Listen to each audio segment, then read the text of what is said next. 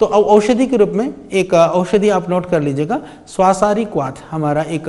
काढ़ा है, बहुत ही अच्छा है, आपको हमारे सभी सेंटरों में सब जगह मिल जाएगा। अभी जैसे मौसम परिवर्तन हो रहा है तो मैं चाहता हूँ कि चाय की जगह यदि कुछ दिन स्वासारी काढ़ा यदि पूरे लोग पी लें तो तत्काल इससे पूरा गला साफ हो जाएगा, कितनी भी पुरानी खांसी हो, कितना भी बड़ा इन्फेक्शन हो, वो ठीक हो जाएगा। और एक स्वासारी तरल करके एक औषधि है, सिरप है पीने की, तो चाहे छोटे बच्चों से लेकर बड़ा कोई भी हो। हाँ, हालांकि जो डायबिटीज़ के पेशेंट है, क्योंकि इसमें मीठा इसलिए वो ना पिए, बाकी सब लोग इसमें थोड़ा गर्म पानी मिला लीजिए और इसको आप